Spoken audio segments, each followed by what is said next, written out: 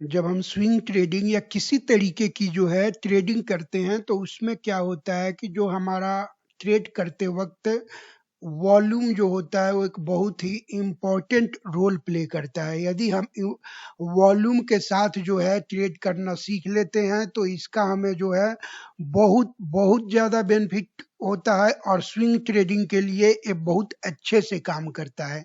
तो आज हम लोग सीखेंगे कि किस तरीके से जो है वॉल्यूम को जो है यूज कर सकते हैं प्रैक्टिकली ट्रेड लेने के लिए। और सबसे लास्ट में मैं एक एग्जांपल दूंगा कि किस तरीके से जो है वॉल्यूम के साथ जो है हमें बहुत ही अच्छा ट्रेड मिलता है। और साथ ही मैं ये बताऊंगा कि किस तरीके से आप 1 मिनट में 500 जो हमारे बेस्ट 500 निफ्टी के स्टॉक है उनमें से आप किस तरीके से स्विंग ट्रेडिंग के लिए ट्रेड करने के लिए वॉल्यूम के आधार पे बहुत ही अच्छे ट्रेड को किस तरीके से चुन सकते हैं। इसलिए वीडियो के अंत तक बने रहे, क्योंकि शुरू में हम देखेंगे कि वॉल्यूम को यूज कैसे करना है और लास्ट में हम देखेंगे इसका एक बहुत ही अच्छा सा एग्जाम्पल कि किस तरीके से जो है हम वॉल्यूम को स्विंग ट्रेड करने के लिए यूज कर सकते हैं। तो सबसे बड़ा बात यह है कि जो किसी चीज का मार्केट ओपन मार्केट में प्राइस जो है वो फिक्स होता है मांग और पूर्ति के बेस पे। वॉल्यूम जो है वो डिमांड को दिखलाता है।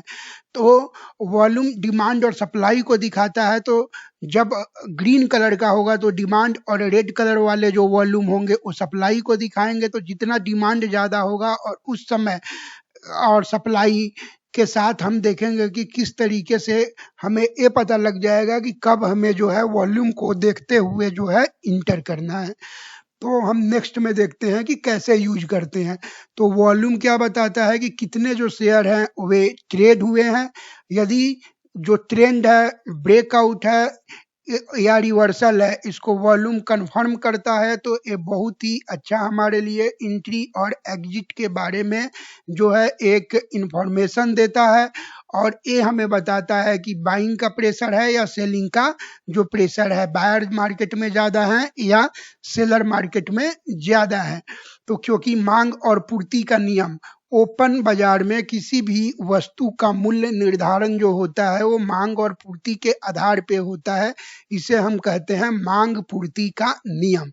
यदि मांग ज्यादा है तो अपने आप प्राइस जो है बढ़ जाएगा, सप्लाई ज्यादा है मांग कम है तो प्राइस कम हो जाएगा।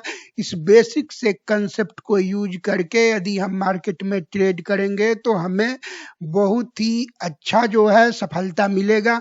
कोई बड़े बड़े यदि इंस्टीट्यूशन भी ट्रेड करते हैं तो वो छोटी क्वांटिटी में नहीं करेंगे, उनका छोटा क्वांटिटी भी इतना होगा कि वो छुपा नहीं पाएंगे और वो चीज डाटा के फॉर्म में हमें वॉल्यूम में दिखता है। तो किस तरीके से उस चीज को हमें ढूंढना है, वहां एंट्री या उसके आधार पे एग्जिट लेनी है, उसको आज हम अच्छे तरीके से सीखने वाले हैं।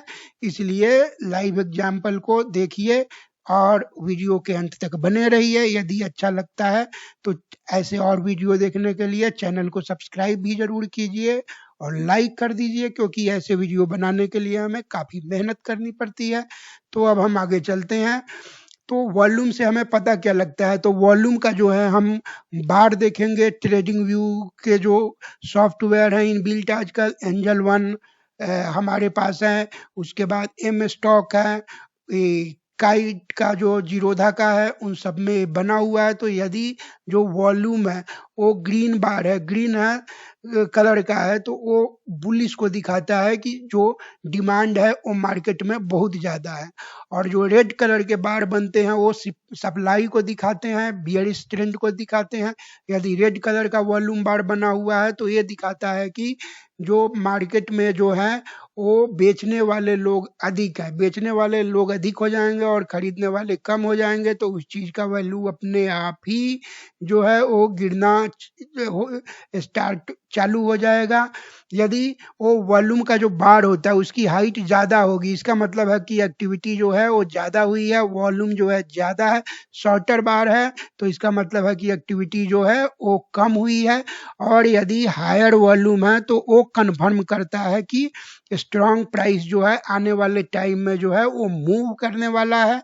तो वॉल्यूम ब्रेकआउट में हमने जो है सबसे ध्यान देना है वॉल्यूम ब्रेकआउट स्ट्रेटजी। तो यदि ब्रेकआउट होता है, हाई वॉल्यूम की बनता है ब्रेक किसी चीज में, जब हम प्राइस एक्शन का चार्ट को देखते हैं और वहां जो है वॉल्यूम एकदम से बढ़ता है, तो इसका मतलब है कि वो जो ब्रेकआउट है सही है। लेकिन यदि रेसिस्टेंस को तोड़ के आगे की ओर बढ़ता है कोई और वहां पे जो है वॉल्यूम स्ट्रांग नहीं बनता, तो इसका मतलब है कि वो जो ब्रेकआउट है वो फेक ब्रेकआउट है। इंटर जो हमें ट्रेड में एंट्री लेनी है, तो एक तो है कि ब्रेकआउट होना चाहिए और साथ वो हाई वॉल्यूम के साथ होना चाहिए। और यदि उस जो हमारा रेसिस्टेंस बना हुआ है उसको ब्रेकआउट करने के बाद फिर उसके नीचे आ जाता है, तो उसके नीचे ही हम क्या करते हैं कि स्टॉप लॉस रखते हैं यदि हम स्विंग ट्रेड कर रहे हैं। तो उसके बाद हम देखेंगे कि वॉल्यूम जो ब्रेकआउट के साथ रिवर्सल में भी ये क्या करता है कि काम करता है।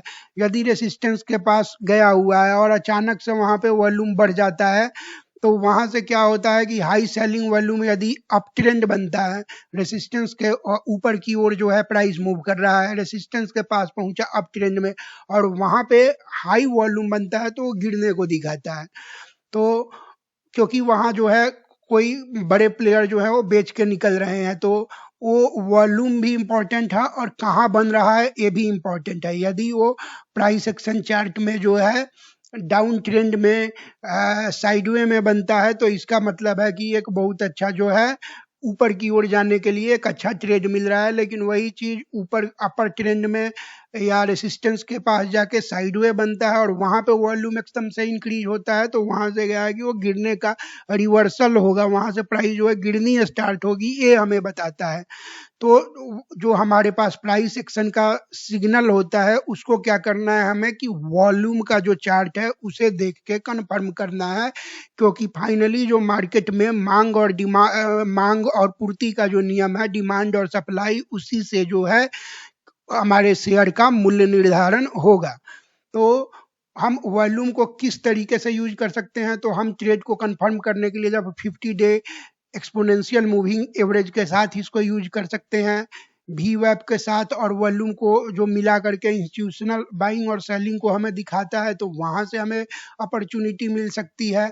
और प्राइस क्रॉसिंग जो होते हैं ईएमए के, वो यदि हाई वॉल्यूम के साथ हो रहे हैं, तो इसका मतलब है कि दो ईएम वाली जैसे हमने लाइन कर दिया, वहां क्या हुआ कि उनका क्रॉसिंग हो गया और वहां पे वॉल्यूम भी अधिक है, तो इसका मतलब है कि स्ट्रॉन्ग ट्रेंड है और वहां जो है हम एंट्री जो है एक छोटे से स्टॉप लॉस के साथ या फिर छोटे अमाउंट के साथ बड़े ड्यूरेशन के लिए एक ट्रेंड को उसमें जो ट्रेड में है इंटर कर सकते हैं और ले सकते हैं। यदि जो है कहीं पे भी रेसिस्टेंस के बाद एक ब्रेकआउट मिलता है या फिर नीचे के तरफ से ऊपर जाता है पर वॉल्यूम जो लो है, तो वॉल्यूम लो है तो मोस्टली जो है हमारे पास फेक ब्रेकआउट होता है। लोग कहते हैं कि हमने तो भाई ब्रेकआउट पे लिया था लेकिन रेसिस्टेंस के ऊपर गया, फेल हो गया, हमने तो साइड में लिया था लेकिन जो है हमारा फेल हो गया ट्रेड, जो हमारा काम नहीं करता प्राइस एक्शन। तो इसलिए नहीं करता क्योंकि वो लो वॉल्यूम पे बना हुआ है। यदि वॉल्यूम अधिक होगी, डिमांड अधिक होगा, तभी वो काम करेगा। इसलिए जितना जरूरी प्राइस है उतना ही जरूरी डिमांड है, क्योंकि डिमांड निर्धारित करता है कि प्राइस कितना होगा, प्राइस नहीं। तो ये चीज काफी ही इम्पोर्टेंट है यहाँ पे। तो इसके बाद हम देखेंगे कि प्रैक्टिकली हमें क्या करना है। तो हमेशा क्या करना है कि लेने से पहले वॉल्यूम को, ट्रेड में इंटर करने से पहले वॉल्यूम को जरूर देखना है। उसके बाद हमें मल्टीपल टाइम फ्रेम में देखना है, जैसे कि एक तो डे का चार्ट होता है, डे का प्राइस का, और एक होता है वीकली। तो दोनों में देखना है कि किस तरीके के ट्रेंड बन रहे हैं, क्या दोनों में हमें एंट्री मिल रही है डिफरेंट डिफरेंट टाइम फ्रेम में, और उसके साथ जो है वॉल्यूम का बिहेवियर किस तरीके से है। उसके बाद हम क्या कर सकते हैं कि मूविंग एवरेज, कन्वर्जेंस, डाइवर्जेंस जो है, इसके साथ जो है हम बाकी के जो टेक्निकल इंडिकेटर होते हैं उनको यूज कर सकते हैं। उसके बाद हमें क्या करना है कि लो वॉल्यूम वाले, जैसे जिस दिन छुट्टी हो, जैसे दिवाली वाले दिन छोटा बहुत ट्रेड होता है, तो उस दिन वॉल्यूम कम होता है या प्री मार्केट के टाइम में कम होता है, तो उस समय जो है हमें कम वॉल्यूम पे यदि या मार्केट खुला एकदम से प्राइस जा रहा है, पर हमें वॉल्यूम के बारे में पता नहीं होता, वॉल्यूम को बनने में 1.5-2 घंटे 10:30 के बाद 10 बजे के बाद ही एक वॉल्यूम बिल्डअप होता है, 9:30 10 बजे 10:30 बजे के बाद में, तभी हम बता सकते हैं कि वॉल्यूम बन गया है और हमें जो है ट्रेड में इंटर करना है कि नहीं। तो वॉल्यूम बेस पे यदि आपको एंट्री लेनी है स्विंग ट्रेड के लिए, तो आफ्टर मार्केट अच्छे से एनालिसिस करके, यदि आप वर्किंग है तो इवनिंग टाइम में जो है आधा घंटा 15 मिनट खर्च करके अच्छे शेयर में सेलेक्ट करके आप एंट्री ले सकते हैं जीटीटी लगा करके, और नहीं तो फिर वॉल्यूम को देख के, कम से कम वॉल्यूम देखने के लिए यदि हम 10:30 11 तक देखेंगे तभी हमें वॉल्यूम का जो है सही अंदाजा लगेगा। उससे पहले वॉल्यूम लो होता है और उसके बेस पे हमें ट्रेडिंग को जो है अवॉइड करना चाहिए। तो उसके बाद क्या है कि वॉल्यूम जो है वो ट्रेंड और ब्रेकआउट को कंफर्म करता है। यदि हाई वॉल्यूम है तो स्ट्रांग मूव आएगा, लो वॉल्यूम है तो वीक मूव आएगा।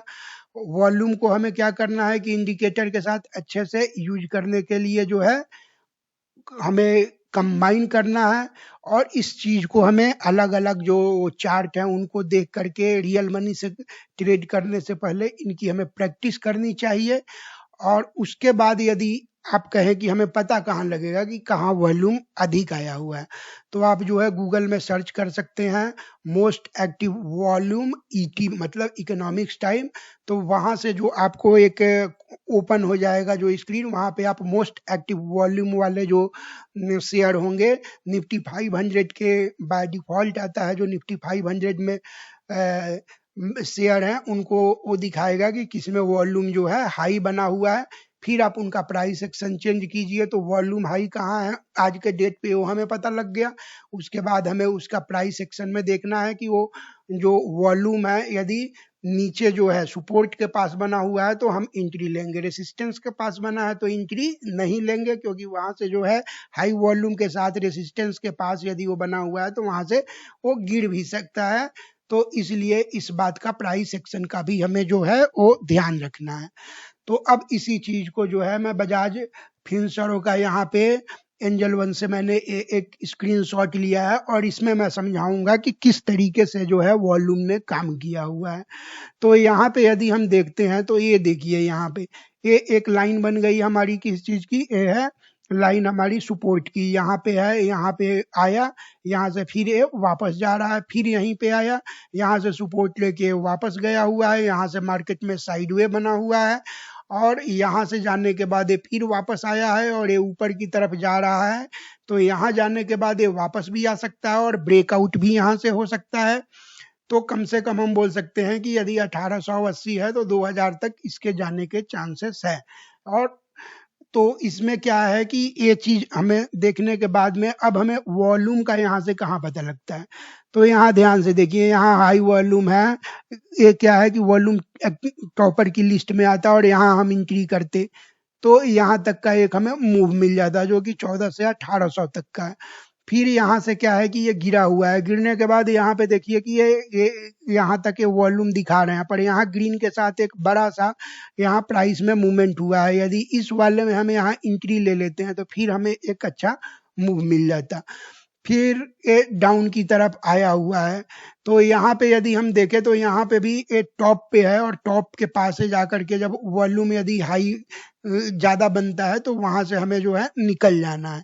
तो यहाँ क्लियरली दिख रहा है कि वॉल्यूम भी हाई है, प्राइस ऊपर की ओर मूव कर रहा है, तो उस समय और यदि ये चीज रेसिस्टेंस के पास है, यहाँ सपोर्ट के पास है, सपोर्ट की लाइन के पास यदि वॉल्यूम भी हाई है, प्राइस में ऊपर की तरफ मूवमेंट है, उसके बाद इधर हैमर भी बना हुआ है, तो ये सारी चीजें कंफर्म कर रही है कि यहाँ जो है हम ट्रेड ले सकते हैं। और साथ में एक बहुत ही अच्छा जो हमारे पास शेयर है, तो इस बजाज फिनसर्व का काफी ही ज्यादा इसका मार्केट कैप है, फंडामेंटली सही है।